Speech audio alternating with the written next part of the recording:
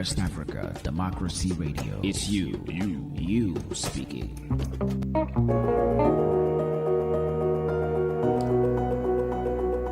This year, 2025, Bissau Guineans will head to the polls in November for a general election. However, the growing political tension in the country poses a threat. How can democracy in Guinea Bissau be sustained amidst a brewing political crisis? Join the conversation on Wednesday, April 30, 2025, starting at 2:30 p.m. on West Africa Democracy Radio, 94.9 FM, Dakar, as experts and like minds share opinions. This dialogue will be streamed live on Facebook, YouTube, and on wadr.org. Join the conversation. West Africa Democracy Radio. It's you speaking.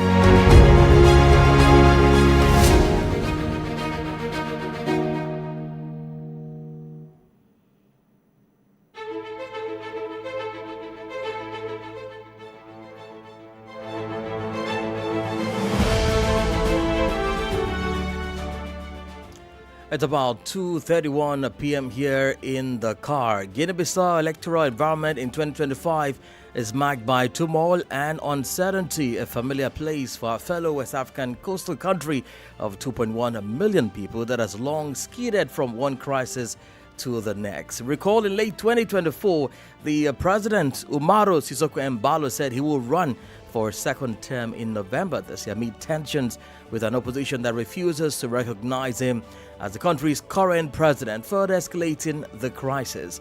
With this tension staring us at the face, how can a new political crisis be avoided? This is our focus on this edition of West Africa Democracy Radio Dialogue Series. Good afternoon to you here in Dakar, Ghana, the Gambia, Nigeria, Liberia, and good evening to you in Kenya, Uganda, and all of our listeners across the region and wherever you're tuning in. Thank you so much for joining us. This dialogue series is coming to you from West Africa Democracy Radio, 94.9 FM here in Dakar and online at wadr.org. You can also follow us on YouTube and Facebook, WADR English. I am Imo Edet and I'll be your anchor for this episode. Now, for the next hour and a half, we'll be discussing the political development in Guinea-Bissau as the country prepares for its general elections this November 30. With the new and the way things are going now, there are uncertainty as to whether this election will hold, with the opposition class led by Domingo Simões Pereira spitting threats of disruption. Well, let's bring on board our panelists. We do have three of them, an in-studio personality, and of course, two others will be joining us online. But first, let me start by introducing our studio here, our guest here in the studio. He is an international consultant in communications for sustainable development. His skills include participatory assessment for community project, evaluation, communication planning, operational planning, facilitation methods, training and media practices, conception and evaluation of media campaigns. And he has an extensive experience in training on radio drama, training community-based organizations on dealing with the media, and he's the co-author of a manual on the format for community radio to work at grassroots level. Dr. Sane worked for 4 years as a radio producer and broadcaster for the British Broadcasting Corporation, BBC Bush House in London, and has a 10-year experience in media management as a director of the Senegalese National Radio Network. Well, I must say that he's also very vast in international politics. Please welcome Dr. Ibrahim Hassani. Sir, thank you so much for joining us on the program. You're welcome. Thank you. Indeed. Well, as we have our second panelist and third panelist online, we will be introducing them. But just to mention that you can follow us on all of our platforms, drop messages on the Zoom links if you have them, and we will take your participation, your comment in form of as your participation as we continue in the program. But I would like to introduce our second guest and third just before I take on Dr. Sane for his introduction. Now, our second panelist is based in the Gambia and he is joining us online. He is a development worker and human rights defender with close to 30 years of experience. He currently serves as the executive director of the Edward Francis Small Center for Rights and Justice, a newly created human rights organization in the Gambia.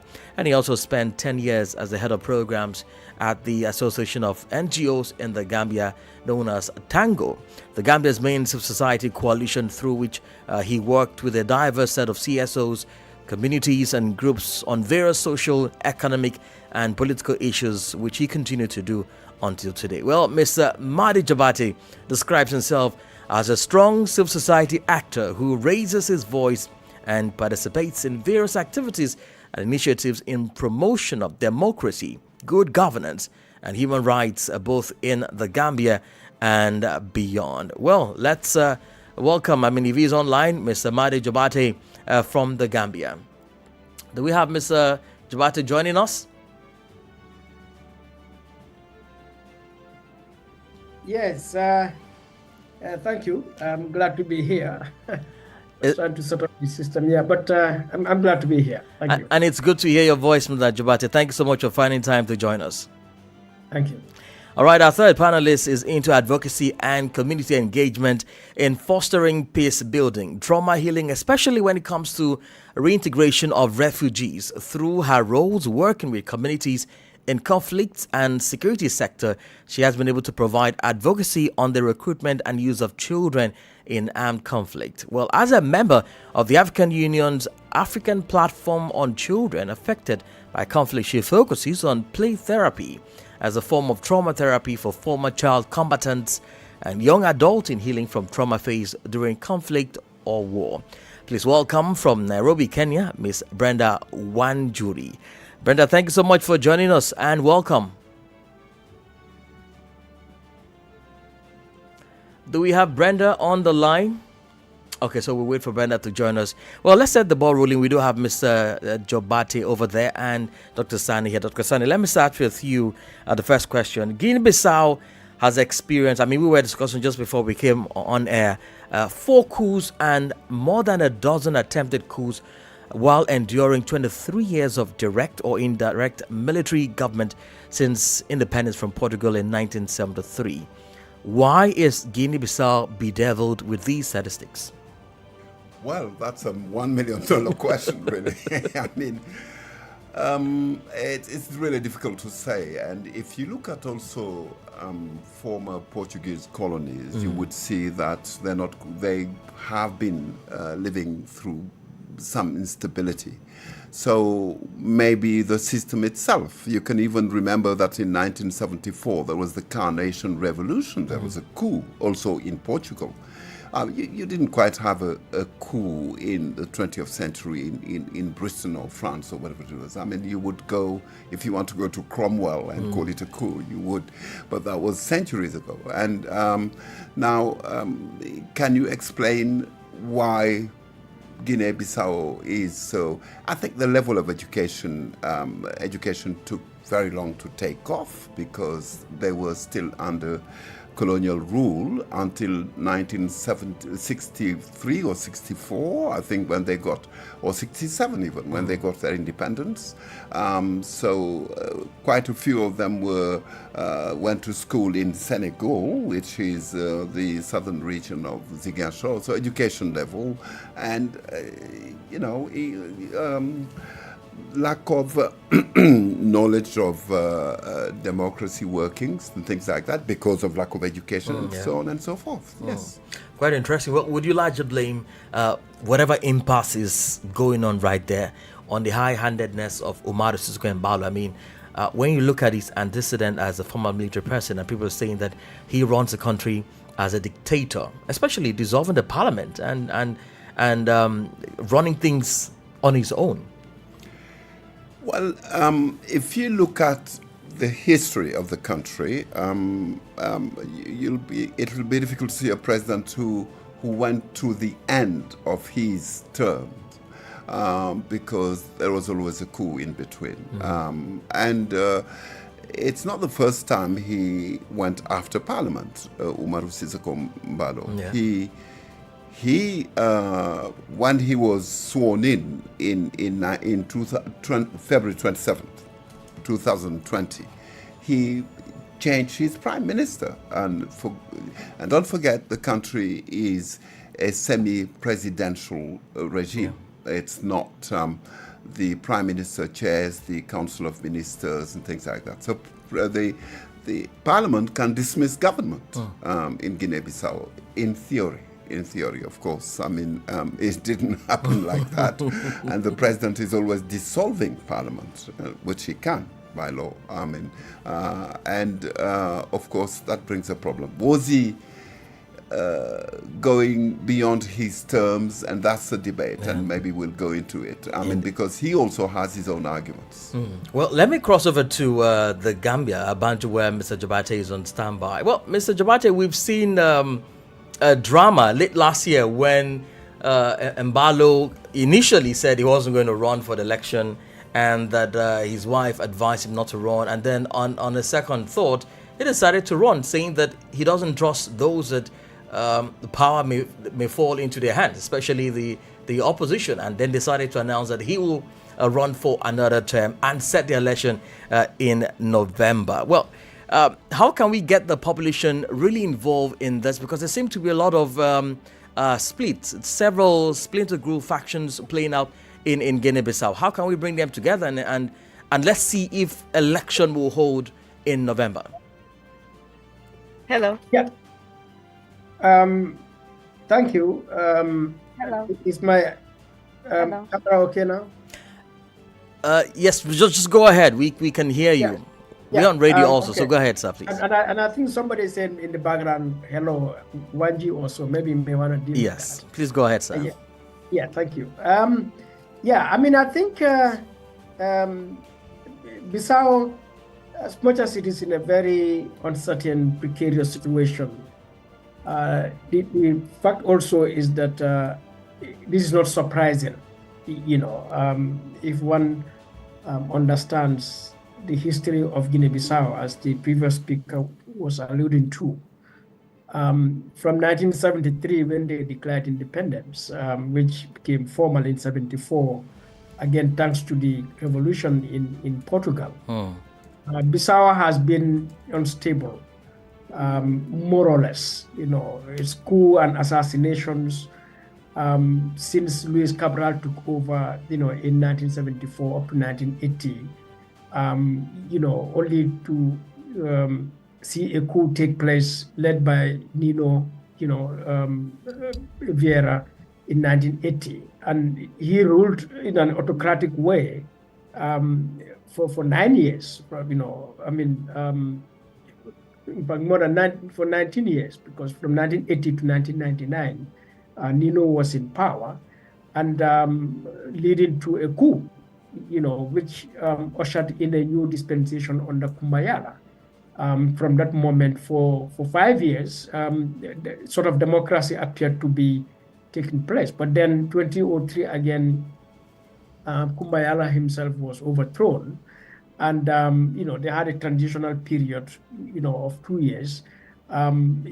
Interestingly, leading to the return of Nino again in 2005 to run for 4 or 5 years, you know, when he was assassinated in a very brutal way, you know, led by General Takme Wame Naway, you know, the army chief, yes, you know. You know, I think if any time Guinea-Bissau would have been hopeful was when Malam Bakar Sanyang took over after that in 2009. But unfortunately, he got, you know, he died in office. And, you know, to die in office does not have to lead to any instability, really, if the democratic institutions and culture is strong. But then what we saw is a coup again take place, leading to the election of Jose, you know, Mario Vaz. All right. And so again, his regime has been, you know, tainted with, you know, corruption, infighting within the ruling PIGC party, you know, and all the economic challenges and so on. You know, political instability, changing prime ministers all the time, until eventually in 2020, at least, you know, a transition took place when Mbalo got elected, you know, even in a contentious way. So, you know, Mbalo provided some hope, just like Malam Bakar Sanyang, in his first term, when he had said, in fact, he was not going to stand for election. Now to your question, he came back to say no, he's now going to stand after he had first refused to call elections on February 27th, when his term, 5-year term, was supposed to end, because he took office on February 27th in 2020. So naturally, his 5 years would have ended, should have ended in February 2025. And he failed to organize an election, and claiming his term goes up to November, even though the Supreme Court, interestingly, also said, it is in September that elections should be held. But, in the course of his tenure, we've seen Embalo dissolve parliament, dismiss judges, and being so autocratic. So that at this present moment, even an Echawas mission was sent out, following the failure to hold election in February. I think it was in March or April when the Echawas mission went there, they were rushed out. So as we speak right now, there is serious repression taking place in Bissau. I think just these past few days, there is this political activist Alexander da Costa, that was earlier before, human rights activist Toure. And people disappear. The journalists, political activists, trade unionists. And so what can happen now? And I think this is not going to be strange, because this more or less is a typical African story that we've seen in Bissau itself and many other places.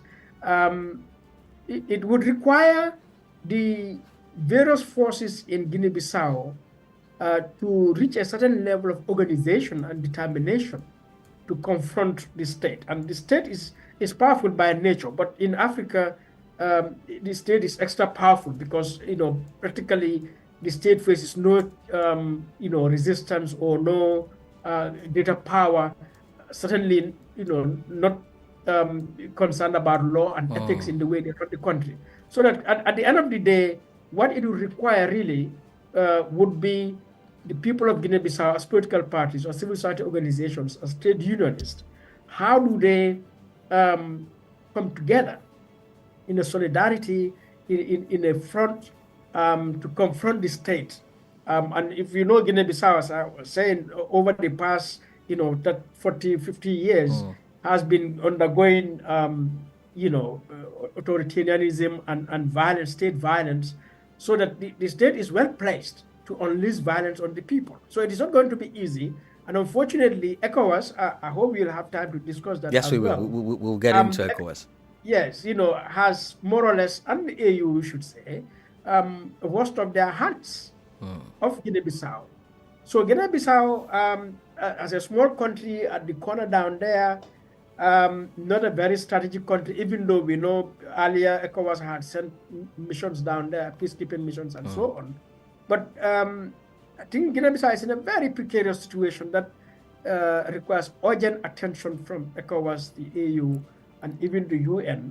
But at the level of the people, it will require a certain level of organization, leadership, that I don't know how that is going to come. Otherwise, we'll remain in a protracted situation. And November is just, a few months away. Yeah.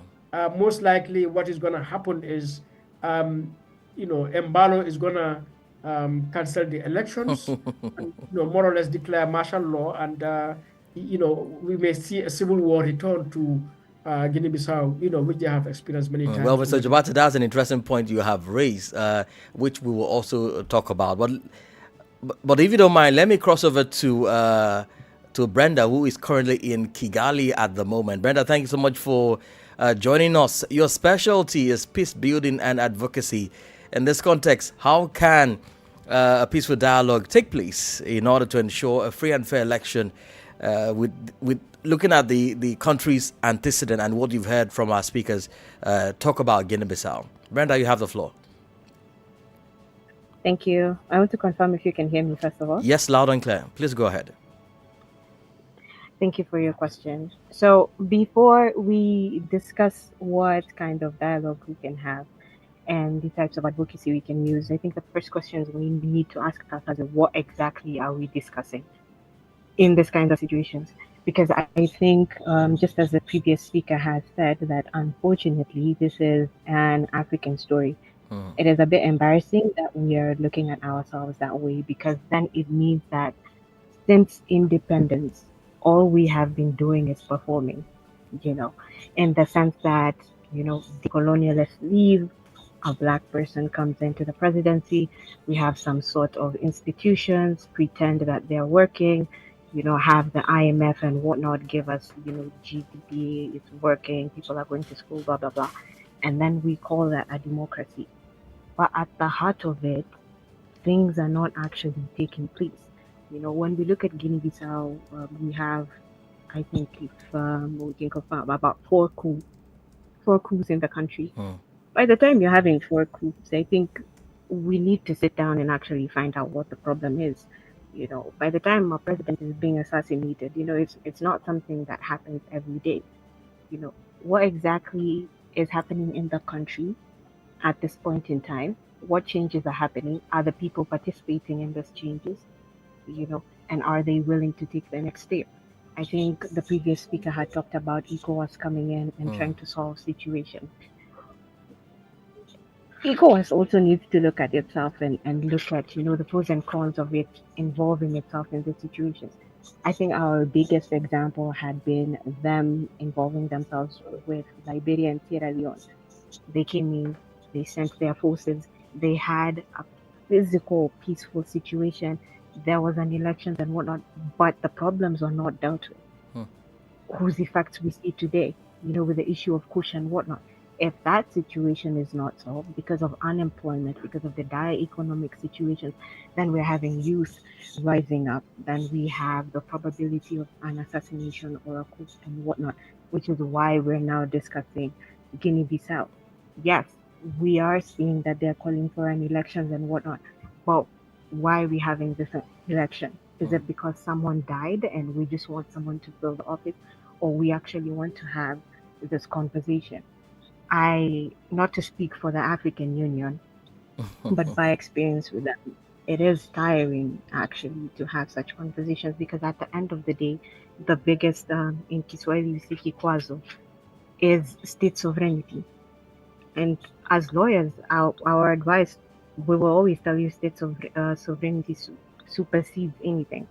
So if the country itself is not willing to have this conversation with itself, find out why our institutions are not working, find out why citizens in the continent, not just Guinea-Bissau, have no faith in the electoral board, then in the next 5 to 10 years, we'll be talking about this. My kids will be talking about this, and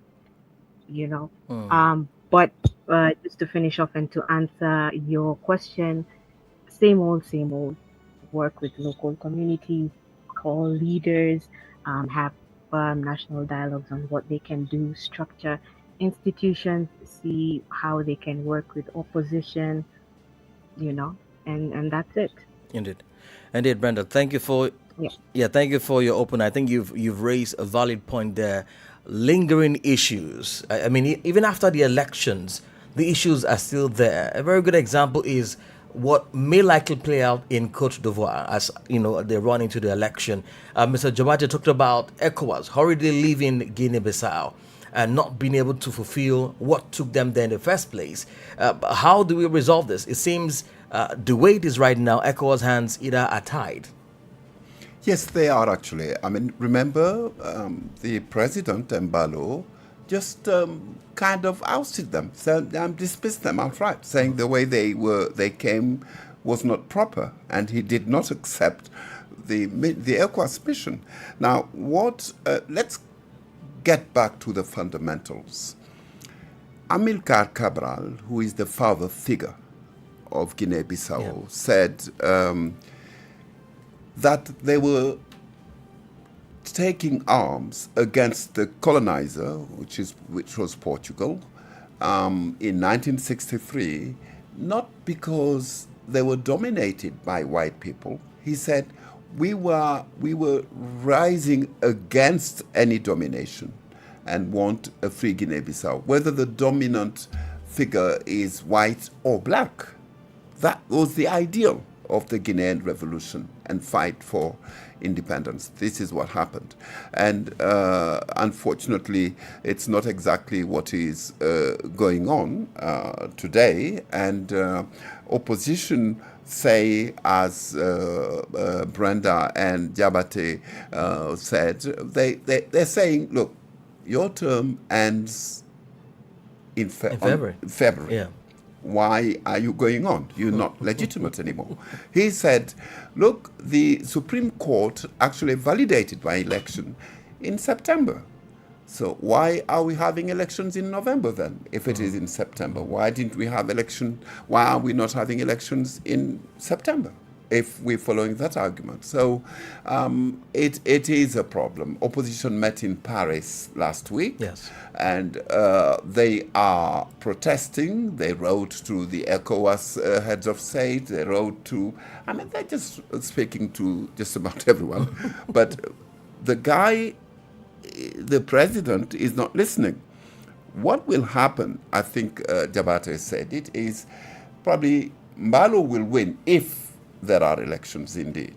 I think Mbalo will win and opposition will reject the results. And we will be in a stalemate. Which is what we've been seeing in Echawas, in Echawas elections. Exactly. Well, there will be a stalemate. People won't believe the results, the outcome of the elections, and they'll say it was rigged. So what's the point? Why can't they all sit down and debate and find a consensus around how elections will be? The opposition will not trust, I've spoken to quite a few of them, will not trust the electoral process, and that's not good omens. And that will be a problem. Well, let me cross over to Mr. Jabate. He talked about the involvement of civil society organizations, and we can tell you here from West Africa Democracy Radio, it's usually very difficult to contact them, even from the radio. And a whole lot is being stifled over there. Free speech is stifled, political gathering is stifled. What's going to play out eventually if the election holds in November? Are we going to see what Dr. Sane has mentioned, stalemate, opposition rejecting the result, and Mbalo winning as usual and running for another term? Mr. Jabate, you're on. Yeah, thanks. It can go both ways. The opposition can boycott the election, in which case he will stand to win, either unopposed or election holds, and so whatever votes he's got, he senses that he can't win, and so try to cancel the election, bring some technicality and issues. We've seen all of these examples, attempted or tried in Africa. So in the circumstances, I think the civil society and the political parties are largely very weak to turn or Mbalo in a way to make him accept constitutionality and democracy, and particularly to ensure that there is change in November if the elections ever came. But I think this issue in Guinea Bissau, it's very disheartening, my brother. It's disheartening, and it is the same situation we see being played out. And I like my sister's remarks in terms of, what has happened to us since independence.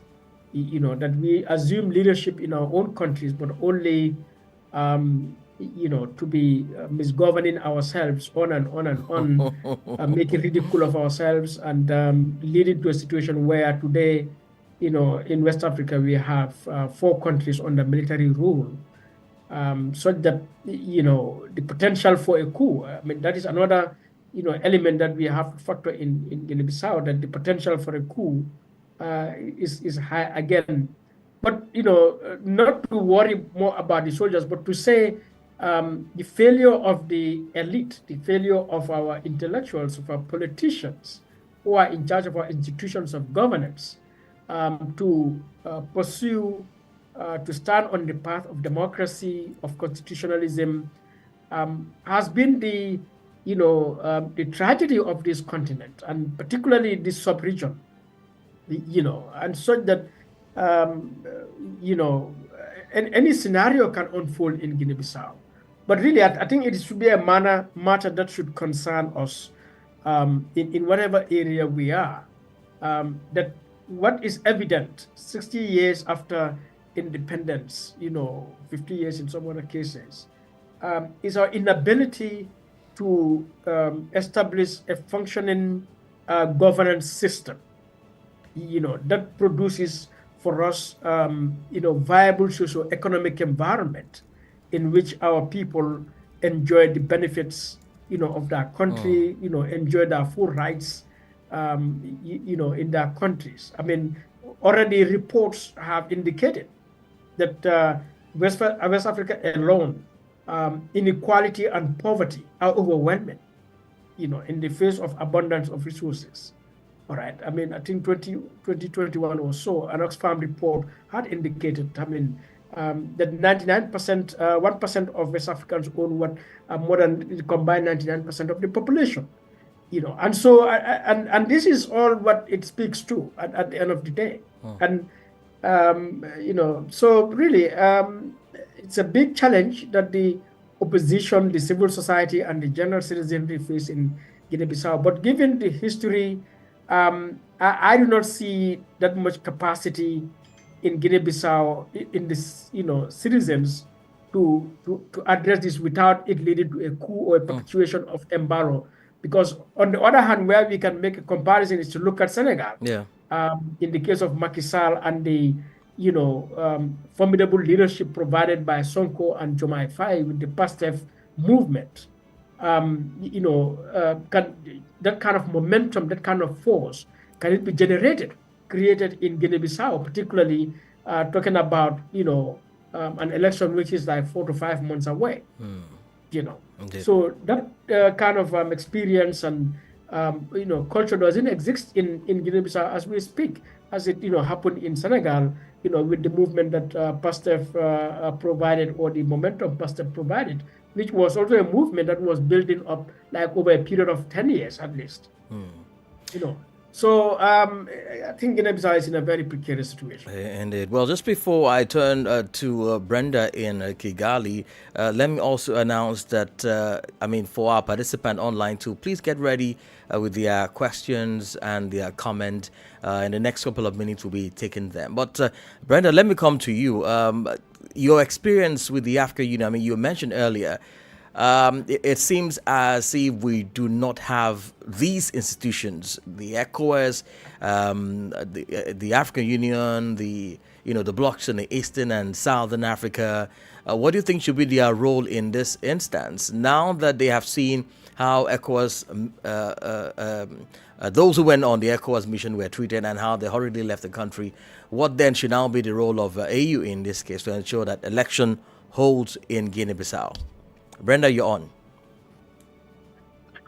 Thank you for your question. I think it's funny that you've asked us, because we're also discussing with my mom this question. So just to give a background, he was with the UN Special Court in Rwanda, and one of the things that came out with this is who exactly is this, and by this we mean like the bloc. So when you're asking us, what do you want the African Union to do? Like, who exactly is the African Union?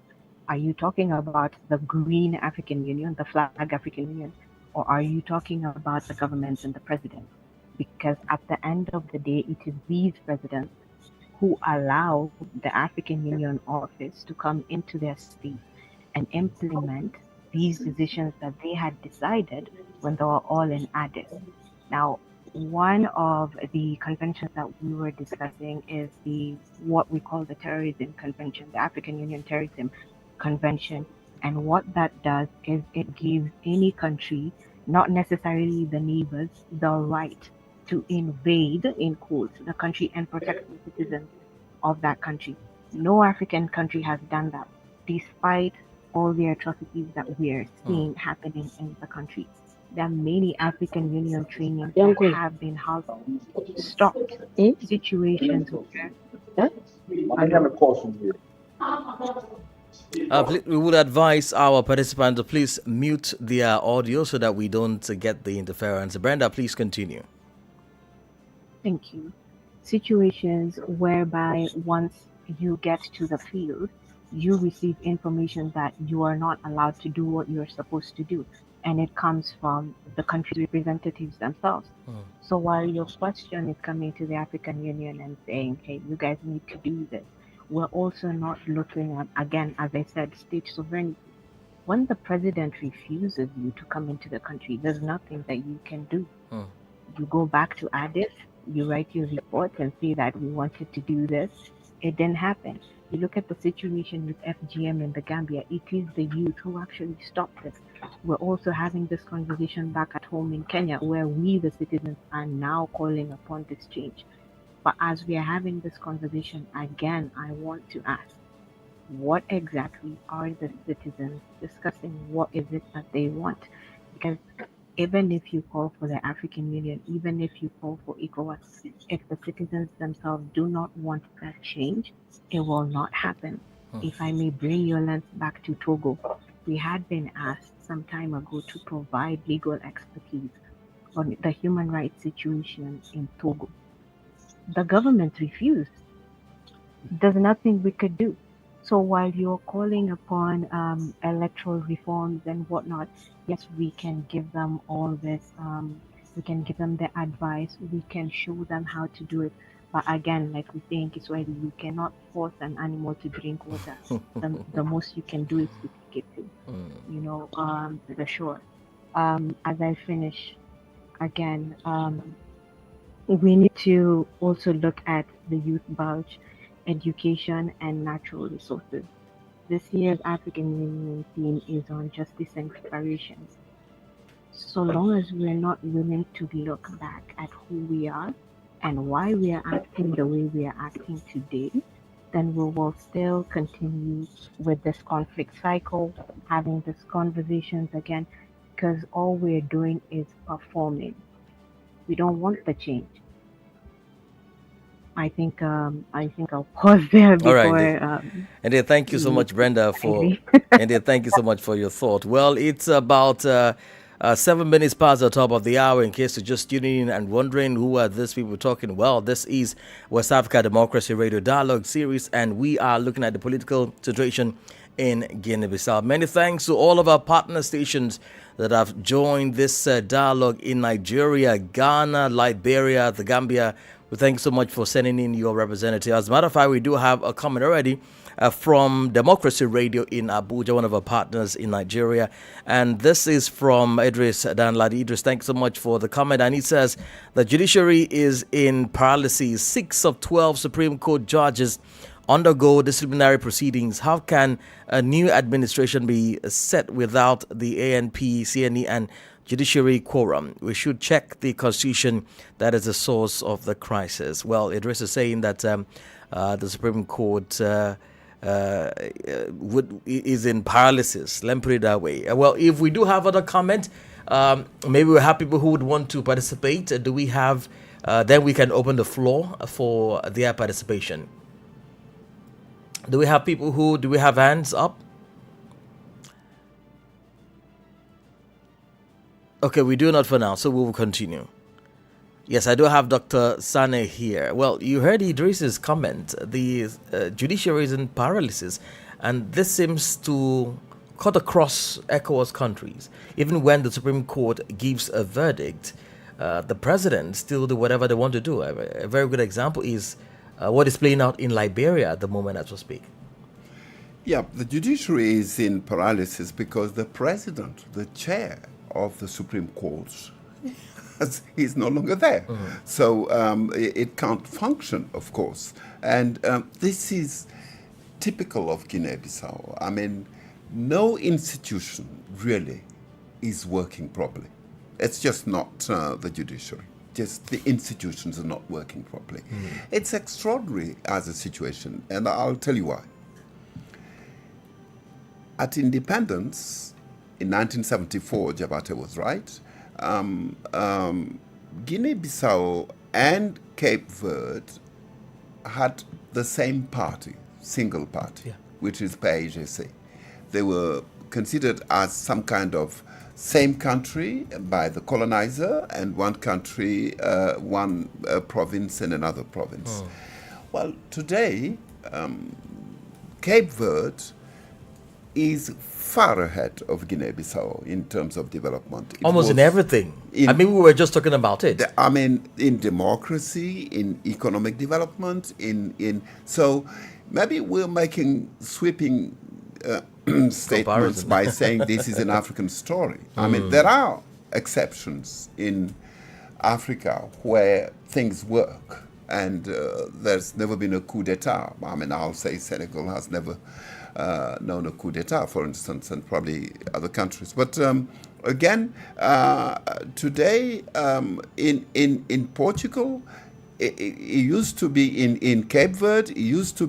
Cape Verde used to be an emigration country, and today they are welcoming migrants, loads of them, trying to migrate to Cape Verde. You can see that is a success story that maybe we should just point out. And that's the difference with Guinea-Bissau. It's so unstable. Who wants to migrate there? I mean, that's a problem. And you really, I think this is what we say. And what happens now that the judiciary cannot be the referee? Because if you don't have the rule of law, hey, who is right? And how do you referee and say this is the winner? That's a problem as well. Parliament was dissolved in December. Yes. I mean, what are the institutions that will guarantee a fair and honest, transparent electoral process? We don't have them. Well, Mr. Jabate, what now then should be the role of CSOs? I'm sure you have, you are still in contact with your colleagues over there. There seems to be a lull activity in that country because of how the situation is. CSOs are not speaking to the media. Even if you are the media, your broadcast is censored as it is, and we can attest to that from here. So what is the state right now in the civic space? The civic space is shrinking. It's been repressed. And, just a few days ago, the UN in Bissau issued a statement to express that concern. Notwithstanding, the civil society, and the journalists, the media, are really resisting and responding to the situation. With all the, threats that are around. Currently, as I said, some people have disappeared. Enforced disappearances, arbitrary arrest and detention are taking place of activists, human rights activists, political activists. But the Guinea-Bissau League of Human Rights, for human rights is pretty much active. They have a formidable, civil society, the Popular Front, actively engaged. Like in any situation where there is such repression, certainly, it becomes very difficult for civil society and journalists to speak out, both in the country and speak to, other stakeholders outside. But as I said, nonetheless, the civil society are responding, they're issuing statements, and luckily, they are also getting a lot of attention and support from civil society, particularly within West Africa. Just a couple of weeks ago, we issued a joint statement with signatories from Nigeria, Ghana, Senegal, the Gambia, Bissau itself, and other places. So, I think one of the weaknesses we face in West Africa, probably the rest of Africa, is the lack of solidarity between the civil society movements, organizations, individuals. Not probably by design, maybe by default. and that is one of the things, for example, myself, I've been trying to push to see how do we make civil society in the Gambia get to know what is happening in Sierra Leone or Senegal or Guinea-Bissau or Nigeria and get interested. I mean, similarly, those in Nigeria and, in Ghana, in Senegal, so that we are all very much interested, to what happens in the fellow African countries. Because, as my sister said, you raised about AU. What AU are we talking about? Because when you look at what happens in our countries, our governments, our presidents seem to have cold feet. I mean, are welcoming to one another. Just last week, Mbalo was in Senegal.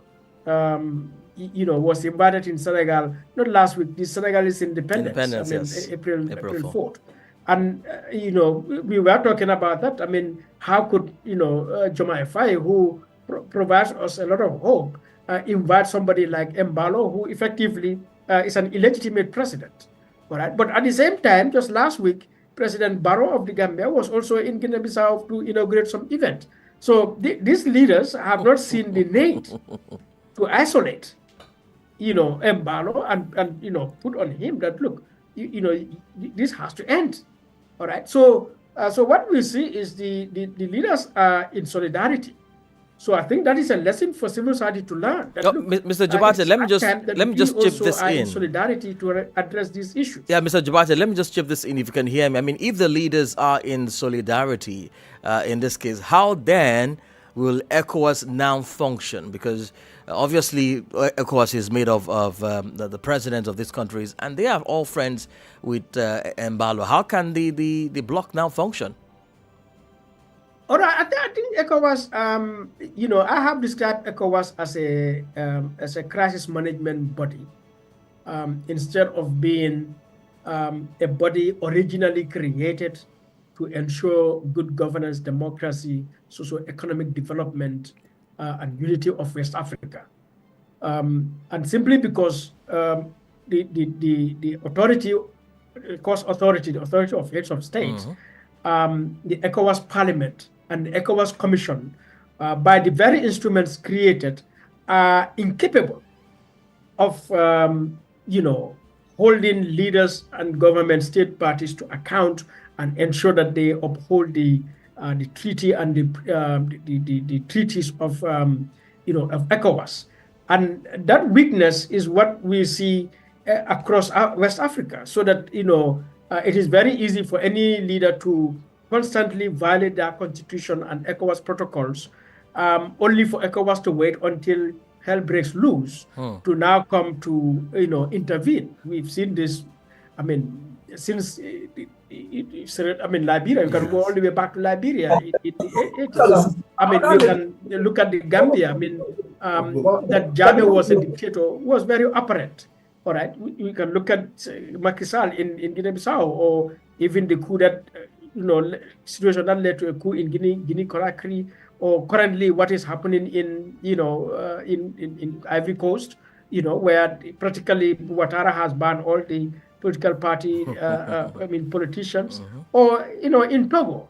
So that at the end of the day, ECOWAS is when you look at the ECOWAS Parliament, the protocol established in the ECOWAS Parliament, you look at the commission, look at the authority, they are incapable of dealing with the situation in West Africa. And so, what then? So it means ECOWAS would have to wait until there is a complete breakdown in Guinea-Bissau, and then peacekeeping mission is sent there, or some envoy is sent there. I mean, it's very pathetic, honestly. I mean, and the same applies to the AU, and this is why Africa is in this precarious situation, because our governments are horrible, and they come together to form ECOWAS or the AU and the regional blocs, and they are a reflection of our governments. And if anything, they entrench. I mean, empower this kind of misconduct by our governments and our leaders. It is really pathetic. Indeed. Well, Dr. Sane, I'm sure you just want to make a comment there before I go over to Brenda.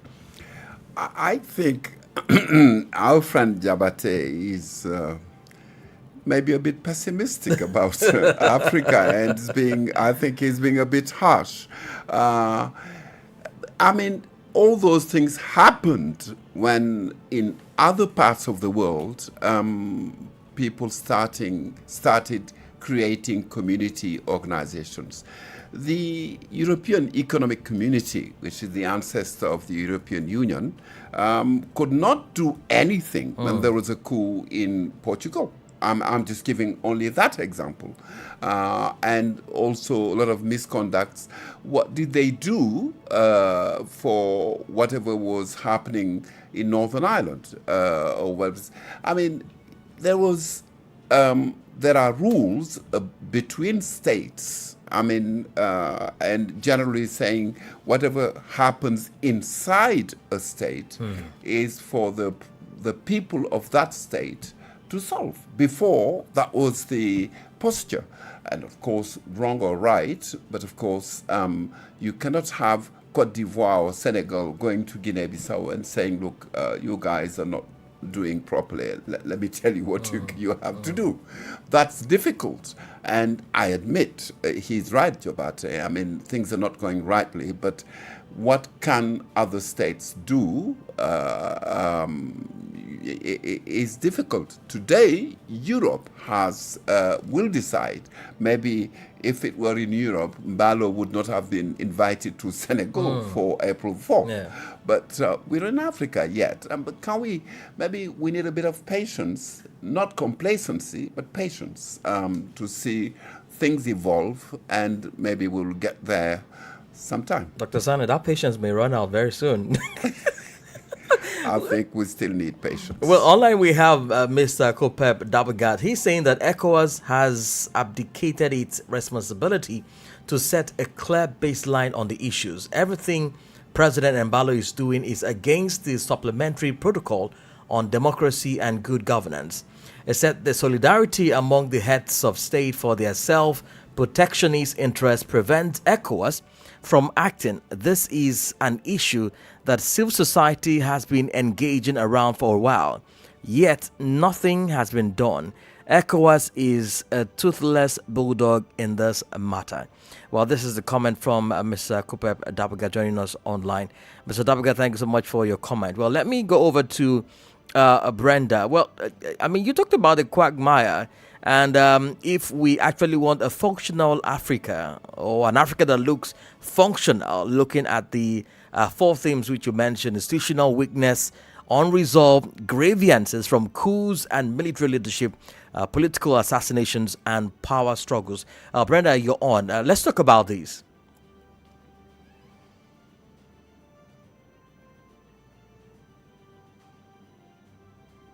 Brenda, are you there? Sorry, can you hear me now? Yes, we can hear you now. Please go ahead. Okay, because your communications team was telling me that my voice is low. Yeah, please go ahead. We can hear you clearly. So I wanted to read something that I had written while researching on this. So first of all, when it comes to our continent, we weaponize identity for status. And one thing that we're learning is that our states will not listen until we come to the streets.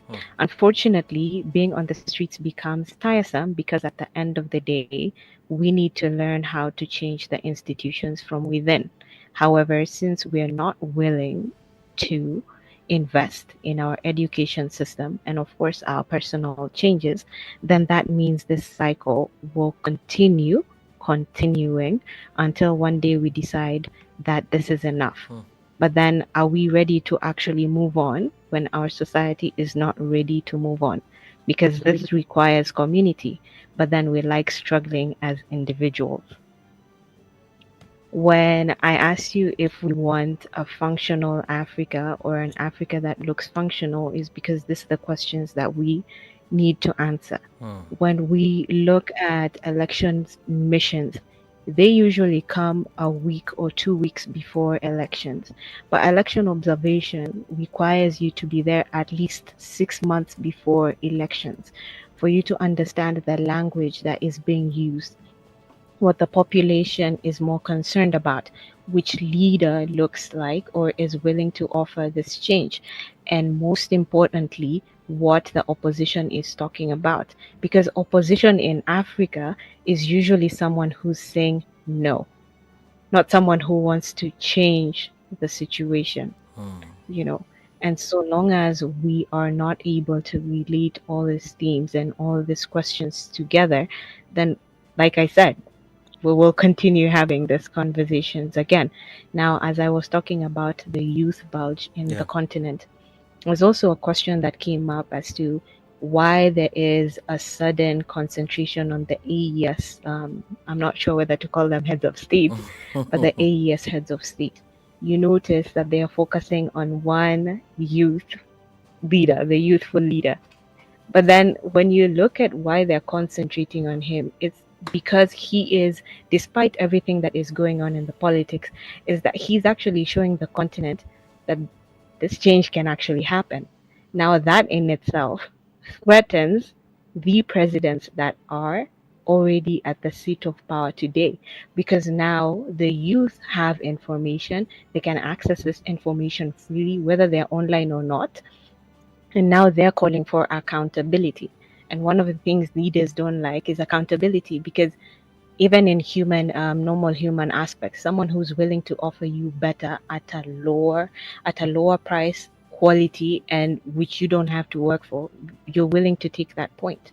And so when something happens, and I mean, for the sake of the safety and the country, I mean, I cannot mention the West African country, but they're being used, you know, and we can see that they're being used. We're actually seeing that specific embassy now calling on youthful, or what do we call them, influencers or something of the sort, that they're now starting to talk about democracy and things like that.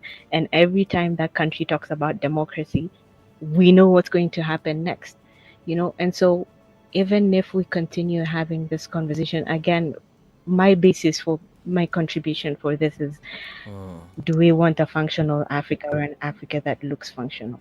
Is, are we willing to also dirtify our hands and actually make the difference?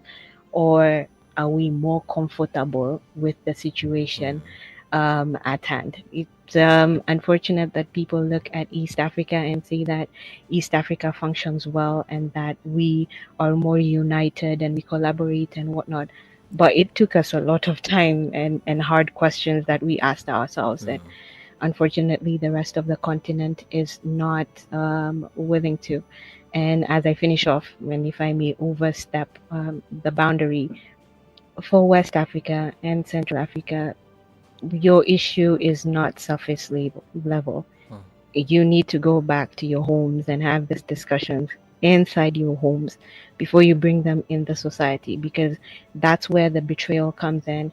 That's where poverty is being used to silence a lot of civil society opponents or people who want to speak out. That's where it starts. And like I said, so long as we're not willing to work as a community, you'll continue suffering as an individual. Thank you. Indeed, Brenda, thank you so much. Well, I'd like to call on Mr. Dabagat, Kopeb Dabagat. He is in Nigeria. To please, let's have your comment. You can please open your microphone. Let's hear from you.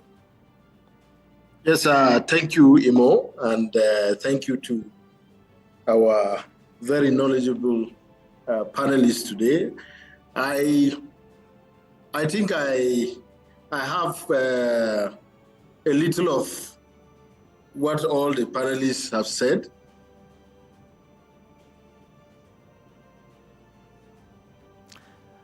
Mr. Kopeb, are you there?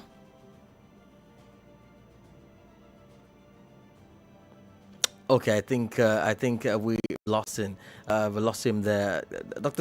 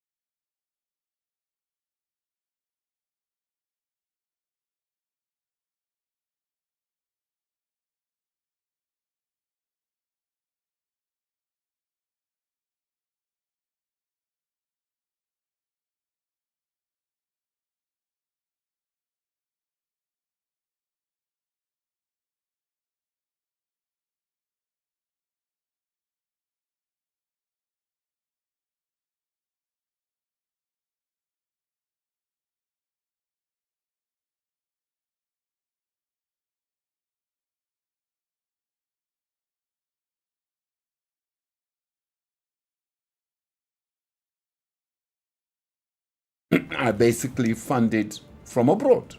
They're not internally funded. Most of them, not all of them, I must confess.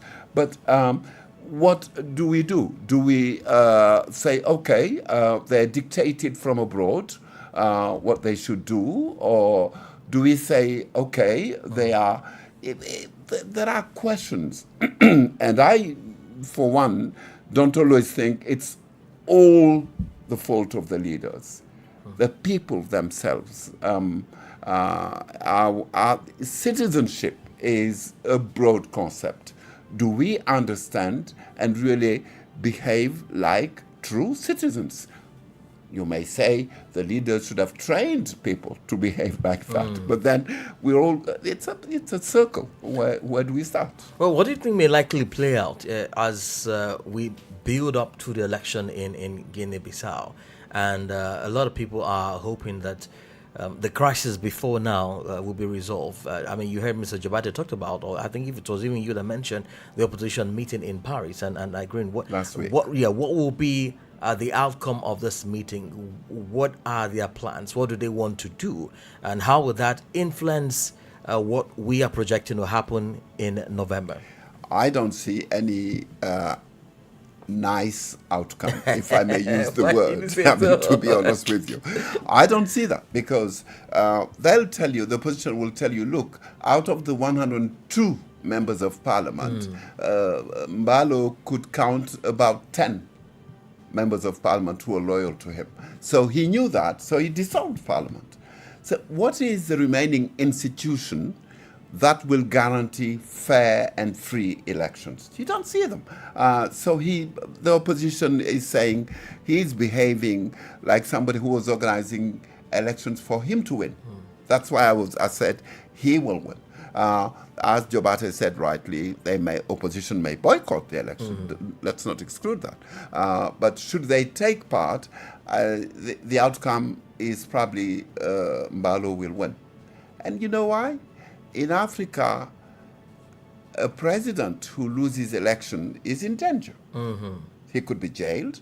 He could even be killed. Yeah. He could be arrested. He could be... So they have to stay in power. So some of our presidents don't want to take the risk. So they have to make sure somebody who is more... or stay on for years and decades. And we have a few countries like Equatorial Guinea or the Congo or Cameroon with presidents staying on for decades. 40 years. Well, we do apologize at some point. I think our streaming platform went off, but we are back. And in case you've been wondering and trying to reconnect, we're back now. You can try and reconnect. Well, let's take off Mr. Kopeb, who was making a comment earlier before he went off. Mr. Kopeb, if you can hear me, please quickly yes. round off your comment. Okay. I was just going to say that the situation we have in Guinea-Bissau at the moment is a situation of, unresolvable, constitutional crisis. Because we have a president whose tenure has expired, with no parliament, with no judiciary that is active, and with only perhaps the electoral system, with the electoral body being functional. There is no reasonable way I can have confidence in that. At the same time, I think the Guinea-Bissau people have been, for a very long time, under this recurrent, development with President Mbalo. And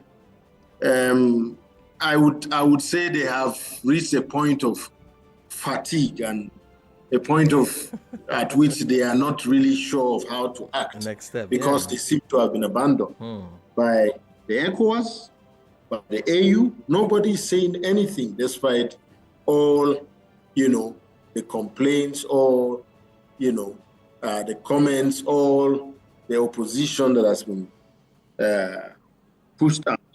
I see that just like the last speaker said, I don't think I will hope for anything out of the opposition's meeting. Rather, I can only say that my hope is that there would be a very large, a very serious, citizen backlash towards this. The citizens have to rise up. If not, I'm sure they will continue in this situation going forward. So yeah, I think ECOWAS has a role to play, but it is also crippled with the nature of ECOWAS at the moment, in which the heads of state, the authority of heads of state holds sway beyond any other institution. And where the commission may want to act, the heads of state stop it from acting because of their interests. Or rather, the commission is afraid not to tread harshly on their interests. So we are really in a fix, and the Guinea-Bissau people seem to be in a situation whereby they can hope for no help from outside. So they need to organize and engage with the political system and demand for what they need. I think that's my take. Mr. Kopep, thank you so much. I mean, you have painted a grimy picture of what may likely happen in Guinea-Bissau. But he's right in that. He's right. I would agree with most of what he said. Well, Mr. Jabate, if you are there, let's start rounding off this conversation. What would you suggest? Maybe ECOWAS, maybe CSOs, political parties, opposition. What do you think the population can do to, I mean, no matter what, to ensure that election holds in November, and then we can have, I mean, under a peaceful atmosphere where the opposition will come, even if, yes, I mean, there is a tendency that that election will be boycotted, or maybe they may not even participate from the start. How do we resolve and ensure that we don't see a crisis which is already brewing to spur up in Guinea-Bissau? Mr. Jabate. Well, I think the various forces have to continue to engage. The political parties, the opposition, the civil society, and I hope they would also reach out as much as possible to the rest of civil society across, the Africa region, and other stakeholders. And I hope ECOWAS, AU, and the UN, who are all involved in this issue, take a look at this whole matter again and take, a stronger posture. The people of Guinea-Bissau have suffered for so long, and I mean, in West Africa, and for me as a Gambian, is a big concern. Our region, Gambia, Senegal, and Guinea-Bissau are closely connected, and so whatever happens in Guinea-Bissau, directly impacts the Gambia. So that region particularly, we need to maintain peace, and certainly a certain level of good governance. You see, but I mean, at the end of the day, I think really it's about how able the civil society, the opposition, and other forces in the country are able to organize to confront what is happening, which is a very difficult situation. And it is not unprecedented because as the we know the history of Guinea-Bissau. It has been in this turbulent path since practically since independence. But I mean, in terms of ECOWAS and AU, I mean, not just Guinea-Bissau, but every situation in West Africa and Africa gives us a lesson, gives us a picture as to what is lacking, what is missing, and how we are missing the point, and what we need to do. I may sound pessimistic, but again, that is no fault of mine because we have lived, we are living this reality. My brother, we live in this reality since independence, and we cannot continue to be a basket case, of the world, and we cannot continue to entertain bad leaders, bad behavior, and then want to explain that in terms of sovereignty and so on. Because the moment these states decided to join Echawas, and we know what is in the Echawas Treaty, we know what is in the Echawas Protocol on governance and elections, on free movement of people, on all the other issues. Similarly, at the AU, the moment you join an association, there are standards, there are values, principles that you uphold, and I'm glad Sane made reference to Europe. Yes, a coup happened way back in Guinea, in Portugal in 1974. But what is evident is that Europeans, maybe they are lucky they had or they have individual governments, leaders who are committed to democratic principles and so on. But by and large, what we have seen is the European Union set standards and ensure that their members meet those standards in order to enjoy their full membership. And this is why even for Euro, we have a Euro. You don't just come and join the Euro just like that. You have to meet a certain standard. Yeah. And they have a whole protocol on human rights. And, they call out each other. Yeah, but and that's only now. Only now that is happening. But in the past, they had difficulties. Right.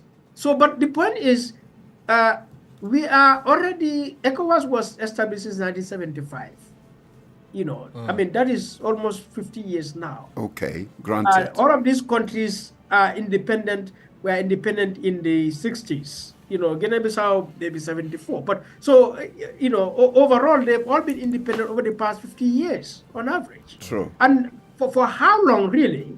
Can we be patient? Another 50 years? We're running out of patience, Mr. Jabati. Especially when you consider the fact that it is not getting better in our countries. Really. It is not getting better.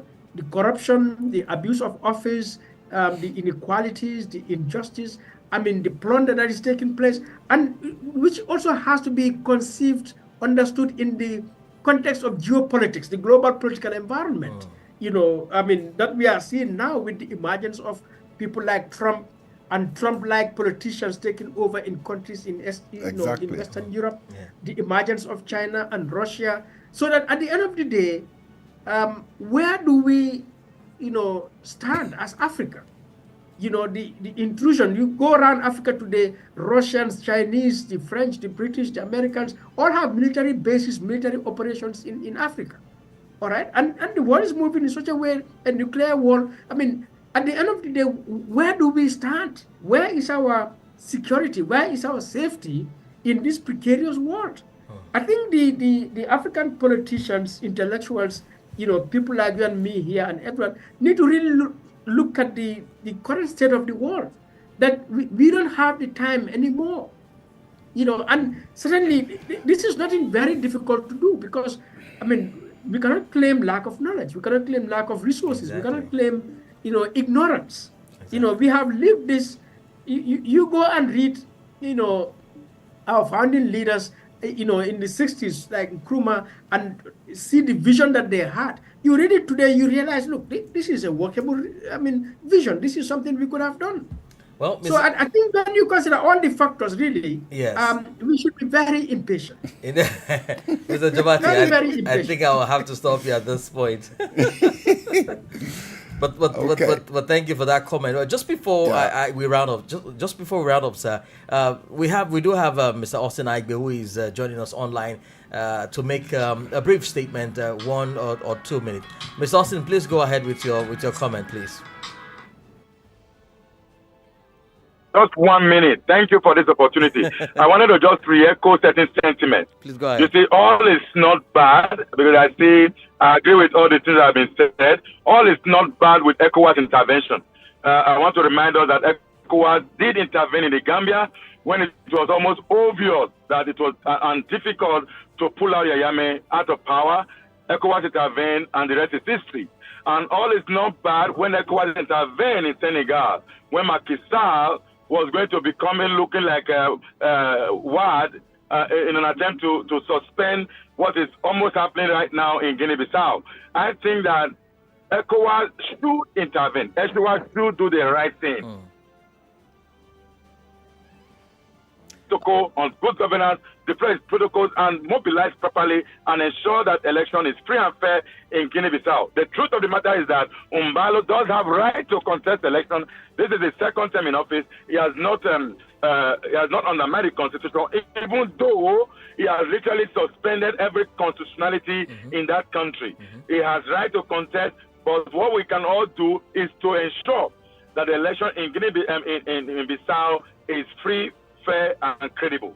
That Echawas, that usually observe election, does do everything, because Echawas is also going to support that country's election. I wanted to just put there that Echawas can still deploy its mechanism and ensure credible election in that country. Thank you very much. Great job. Thanks, moderator. It was a powerful session. Thank you so much, Mr. Austin. Indeed. Well, so this is one person, Mr. Austin has hope in Echawas. I mean, while we're being pessimists here and saying this may go that way, but he's very optimistic that we may see Echawas intervening. But just before I come to you, Dr. Sani, to round off, let me go to Brenda to get her last thought on this as we round off this session. Brenda, if you are here, your last thought on this issue before we go. Thank you. Just three things. We need to go back to community-based election monitors. Let us talk to them. Let us see what their worries are and how we can use them to change the current policies and institutions at hand. This will enable you to build trust with the people who are going to vote for you. And of course, we are going to use peace zones, the most effective ones being the markets, the mosques, and the churches, which then in turn, number three, means that you need to collaborate and work with traditional leaders, religious leaders, and of course, the market keepers, if we can call them that. Last but not least, when it comes to the youth, effective social media strategies to be able to educate them on the situation at hand, the electoral processes, and how they're the ones that they can make a difference. And you can use Cameroon as an example for that. And this way you can be able to assign groups using local radio. And I think we can see how that works in the next 3 months as we await the elections and see if that can be a start. Thank you. Brenda, thank you so much. Well, let's round off here in the studio with Dr. Sani. I mean, you've heard I mean, the comment even from Mr. Kopeb, Mr. Aigbe, and of course Mr. Jobati rounding off. Well, Mr. Austin, they expressed optimism that things can still go the right path. I mean, do you share that thought? Yeah, I'll encourage Jabate to be optimistic and just remind all of our listeners that our institutions are young. Our organizations are young. 50 years is nothing. Europe took centuries to perfect their institutions. They were not working properly before. And what we're talking about today, they probably talked about it in the past century, whatever it is. I mean, the British Parliament has been there for how many years? Centuries and centuries. Senegal got independent in 1960, the Gambia in 1965, also if I remember well. So our countries are young and are adapting. I'm not saying we should stand by and just watch our countries go be ruled the way they are. I mean, if Brenda mentioned electoral observation and go there for 6 months, I mean, it's a very expensive thing to just send, and will be funded by the West, again, if we're able to do that. I myself led the UMOA electoral observation mission for Côte d'Ivoire in 2010 when Ouattara was elected again for the second term. And I can tell you it's not an easy job. And people will say, okay, in any way, those observation missions will simply say the process was fair and free. And what is the point? But believe me, you are in a sovereign country. Our states are sovereign. Unless we say, okay, let's just erase the borders. The Gambia certainly cannot come to Senegal and tell the Senegalese what to do, and vice versa, because, ECOWAS intervened in the Gambia, as Jabate said. But that's because there was a strong base in Senegal and most troops were Senegalese. That's possible. How do we organize military intervention in Guinea-Conakry or in Mali? And ECOWAS acted on Mali, Niger, and Burkina Faso. Those people simply said, okay, we're out of your organization. Yeah. Keep it. You keep it. What do you do? I mean, what can ECOWAS do when people say, okay, keep your organization, we're out of it? And so what? So the means of acting certainly do exist, but they're difficult to implement. And that's why I was talking about the need for patience. And if we want to just survive. So, and keep working on stabilizing our institutions. We're too obsessed with the leaders. We should be obsessed with strong institutions and not the leaders. We should be obsessed with creating true citizens. We should, I think, civil society organizations should work hard on creating true citizens, and those will enforce change, not the leaders. Indeed.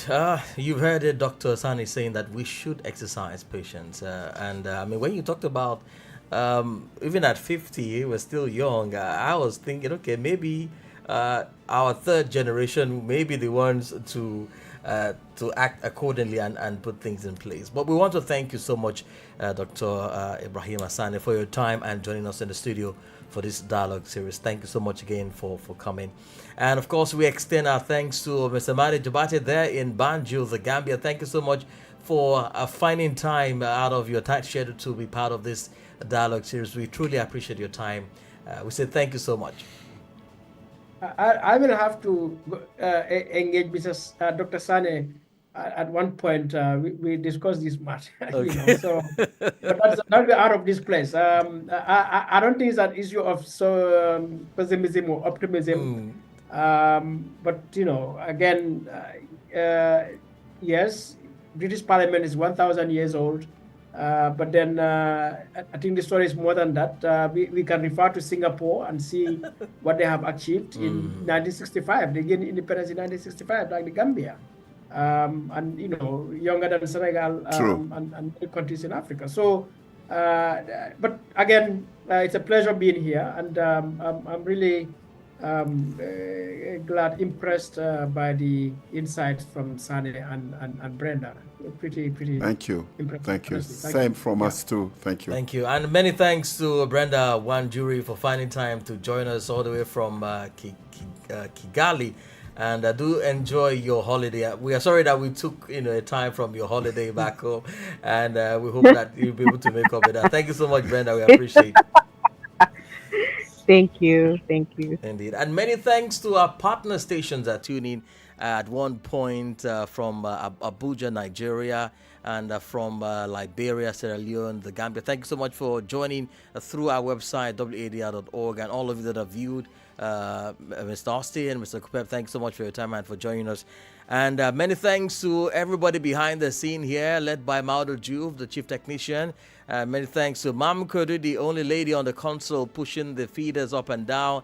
Abdullah Hassan has been running around trying to get all the comment out. Thanks so much, guys. And Sunny back there waiting for interpretation, but he didn't come. But Sunny, thank you so much. And many thanks everybody listening on the radio here in Dakar and beyond for joining us. We will do this again very soon, but tomorrow, don't miss the French version of the dialogue series. I bet you it's going to be very, very interesting. I am Imo Edet, and at the top of the hour, we'll be bringing you our news in brief. Do have a great evening.